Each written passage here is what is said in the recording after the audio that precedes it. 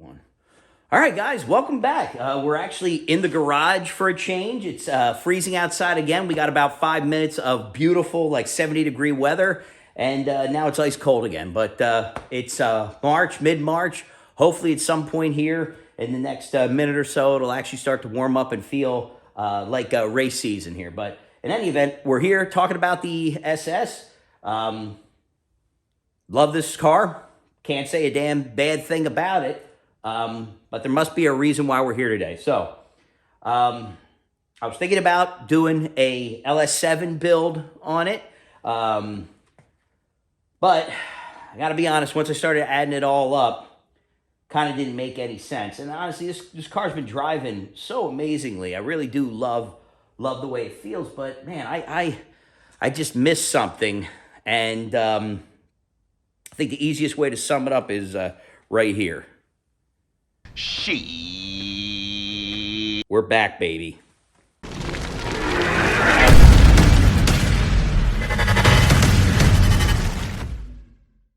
All right. Before you get all shitty with me, is real quick. I just want to kind of walk you down the thought process for this, right? So, I absolutely love this car, right? And every once in a while, the demons kind of creep in about selling it. And then I take it for a ride and I fall in love with it all over again. I love the fact that I was able to drive this thing just pretty much anywhere on pump gas. Now, I will get back to that, but that's a very critical thing there. And I'm definitely making it a point this go around to ensure that I can still do that. So we'll get back to that in a second. But this car has been amazing and I love it. It has 13,000 miles on it still. Of all the crap that I've done on this so far, it only has 13,000. No, actually, I think it finally turned 14,000. So 14,000 miles. So with that in mind, I actually left a lot of the hooks in it to go back to this because I know myself too well. I'm an idiot. Like I said earlier, I'm a moron. All right. I do things. I like to tinker and I like to do things. But I always like to maybe try to iterate and do things a little bit better the second time around or the fourth or fifth time, right? There's a saying, you never have enough time or money to do it right the first time, but you always seem to be able to figure it out on the fifth time, right? So it's not the fifth time yet. I hope it doesn't have to be the fifth time, but let me take you under the hood real quick here. I want to talk through some things and then I'll show you some goodies. Okay, so nothing new here per se. This is the NA setup that I've been driving around here for the last, year or so, year or better.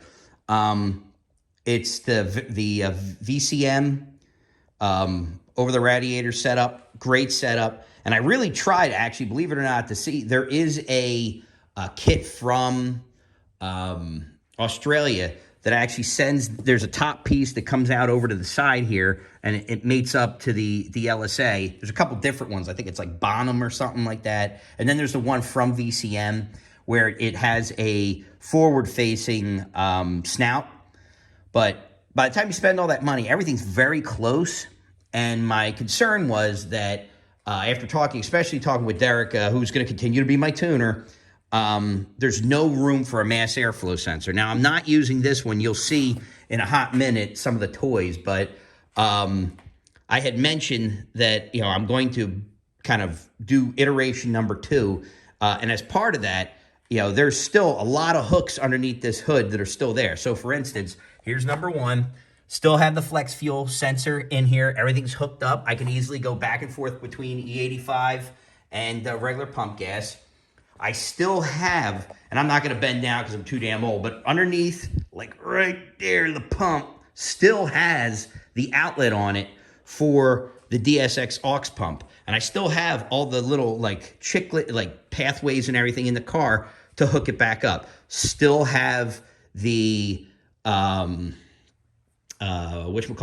sensor set up in there. Still have pretty much everything that I need minus a couple things. So let's take a look at the toys, and we'll just kind of scan this way, and you can see, oh my God, so much shit in here. We'll talk about that at another date. That's for a certain red car that's in the garage. That one right there.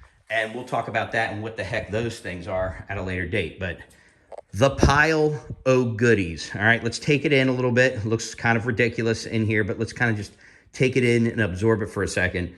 And we'll walk through what the heck is sitting here and over there. All right. So it's set up a little bit, so we can actually kind of see what's going on. And I'll tell you some things that I'm good with and some things that I'm not so great with. But you can kind of see, here she is. Looks kind of familiar. This is not the same supercharger that I had before.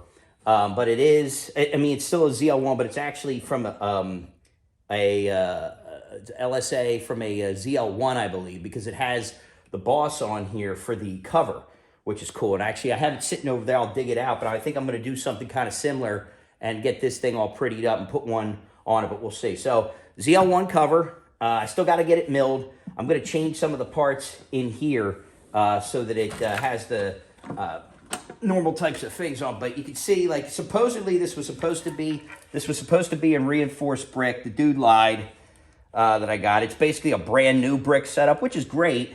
But now I still have to send this thing out and get it reinforced. So I'm gonna do all that fun stuff and make sure that everything's good. It's a lower mileage blower. It does have, and I don't know if you guys can see, you can see it like kind of well. I'm not going to jostle it around too much. It got jacked up a little bit in shipping, but I'm not, this sensor isn't there, and I got to do the rerouting. But this thing needs to get cleaned. I'm going to probably take it over to Kong Performance. Like I'm 45 minutes away from that, like 30 minutes away from it. So I'm going to have them take a look at it. It sucked up when it was in transit. It tore the box up because the guy didn't package it really well. And you could kind of see some of the fuzz on it. I cleaned it out as best I could. But ultimately what we're doing on this is kind of doing some upgrades that I didn't have before. So I got the LS9 rails again, and then I'm just going to shim this part up here like I did the last time. We're going to go probably with a 255 upper again. I had a 250 upper on it before. It's going to be a ZPE Grip Tech hub. And I got a dedicated Motorsports 8.880. This just so happened I had it in stock. One thing I noticed, though, when I originally tried to fit it over the balancer, that this thing was sitting proud. So I don't know if this thing is the right diameter or not. But we're going to kind of keep running down the parts here.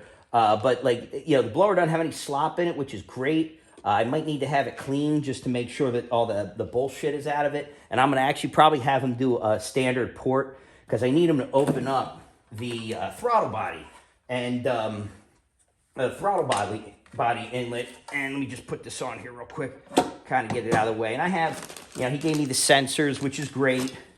And I've been collecting parts, right? So I got, I'll talk about that in a second. I got another kick-ass part right here, right? So let me just get out of the way. All right, so get those out of the way. But I got me a nice old Nick Williams 103 throttle body. This thing is gorgeous, and it should hopefully fix any of the problems that I was having with the stock LS3 throttle body. And if any of you boosted guys know what I'm talking about, you know that after a certain amount of time, the throttle body motor gets kind of tired. And then you'll get a backfire. If you really stab the throttle sometimes, the motor just gets tired and wears out. So now, any appropriate LSA setup, has to have the LSA, LS9 valve covers with the coil packs. I got both of these guys for that, for myself. And then I got all the appropriate sensors, because I am going to continue to have this thing with all the emission stuff on it. You think I'm an idiot, but I got to pass emissions in New Jersey. And while I do have a very good gentleman who I work with very locally to me, I still want the thing to pass inspection. I have to, really. And I'm going to come around the back side of the camera here and come over here. So, and then I've got the pulley setups, like the various idler pulleys. This one kind of pisses me off, because I ordered this, and it was it said it was a genuine GM part, but it's one of these cheaper aftermarket ones that has the 2 holes drilled. I don't know how I feel about that, but this I know is 100% GM tensioner. I got the idlers here, and then I got the standard idler there, and then I got, or the idler bracket, and then I've got the various evap hoses and EGR hoses for the ZL1. And, these will mount up normally, like what you saw in my previous setup.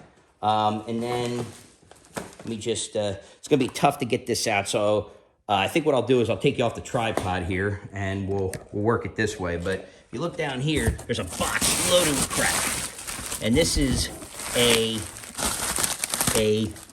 5-inch RPM Motorsports intake tube for CTSV, and this is going to be a little hard for me to do this, so let me put you on the tripod again. We're going to move you over. Okay, so for the LSA setup, it goes in over here. It mounts in off the throttle body, the 5-inch. It's reduced from the coupler, and it comes down through the hole that is currently covered up by the VCM, but it's got a giant filter on there that should tuck in really nicely. The thing that I wanted to go with again was the CTSV mass airflow sensor, because it's made for the LSA setup. And it's not that I had a problem with an LS7 mass airflow sensor, but I have a lot of the files already made up for this, and it worked great. So I'm trying not to fix what isn't broken. And a couple other things, this is for all my EGR, EVAP stuff. And you'll notice a couple of other ports on here. Something I didn't do the last time that I'm making sure I do this time is methanol injection. So why meth? All right, so last time, if you recall, I had an ice tank in the back, and it did work well. It worked well when I was drag racing. I could put, 2-3 bags of ice in there, and it was really helpful for those hot laps when I was drag racing. But the one thing that, the problem was if I had to sit in the lanes for a long time, which happened, the ice would be gone by the time I make my pass, and it would basically be ambient anyway. So I'm going to try to do things a little bit differently this time. And what I'd like to try to do is show you. I'm going to sneak around the camera here and pull it off again, walk through this a little bit. Sorry. All right, so down here, it doesn't look the way it's going to look, obviously, because it's going to have the blower here. But I'm trying to decide if I want to make a custom tank for right here. And there's guys that sell it, but then you got to do all this crap with the extra bolts and shit. Or over here. Now, that 5-inch pipe that I showed you with the meth nozzles is going to take up a lot of real estate there. But there are a couple of companies that sell pieces that come down, and there's one over there, so I could change the bolts maybe. And there's a 1-gallon tank there, which maybe is what I do. I may put the 1-gallon tank up front here and put the other one, and then we have the big sewer pipe running down off the side. But I'm going to keep everything contained under the hood, and yeah, that's going to heat soak and melt, but I want to keep the meth tank back in the trunk. Now, you'll notice, and I'm not 100% sure if this is going to be this for the entire time, but you're going to notice I have down here on the floor, this is ZL1 heat exchanger from a 5th gen setup. She's beefy. I did have it in use as a mock-up on my, on the Cutlass. It used to sit right in this spot, right here. And now it is, been sitting on the shelf for quite a while, but that doesn't mean that there's, I can't put it into use. So what I'm thinking about doing is getting rid of the crash bar that's under here, and we'll go through this in much more detail. But put the ZL1 heat exchanger with the dual fan setup. I'll add the dual fans to that. I'll make some custom brackets because I cut them off for the Cutlass. Weld them in here, set them up with the dual fans. Then I don't have to move this, which is what happens a lot with the heat exchangers that are out there right now. So it seems like a lot, but I think one of the things I'm going to start with, I'm going to probably have 2 or 3 pulley setups. The one I really, really like was the 866. It's basically a 5% overdrive pulley on the lower and the 250 upper. I really did enjoy that setup. That setup made about 12 pounds of boost. And I ran it on E, but it was such a fun car to drive when I had it like that. That's probably going to be a baseline setup.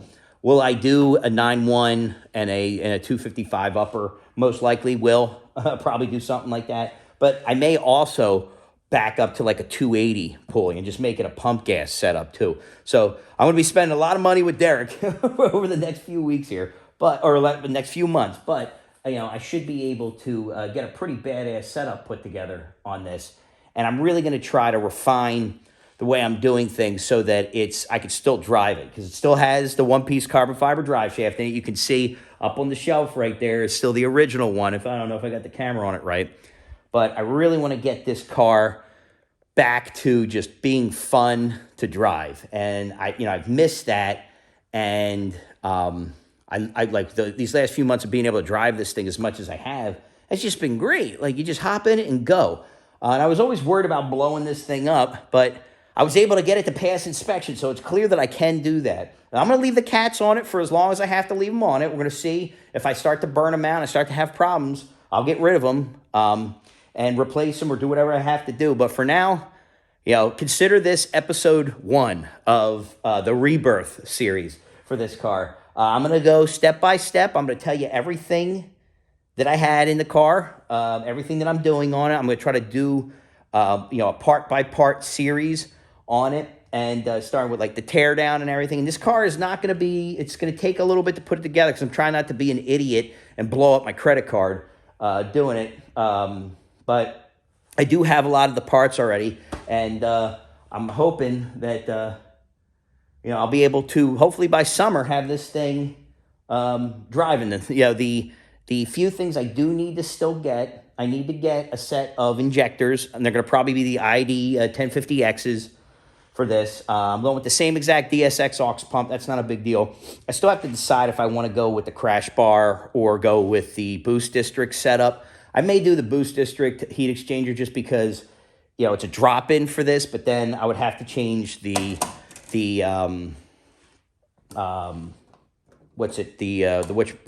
washer fluid reservoir tank. I'd have to go to something slightly different. And I think that's just as simple as going with the like the Rotofab setup or something like that. Somebody has a setup that it's like a drop-in, but more to come on that. I got to figure out exactly what I'm doing. But, a few odds and ends, but this thing's going to be running real soon. So this is part 1 of the insanity.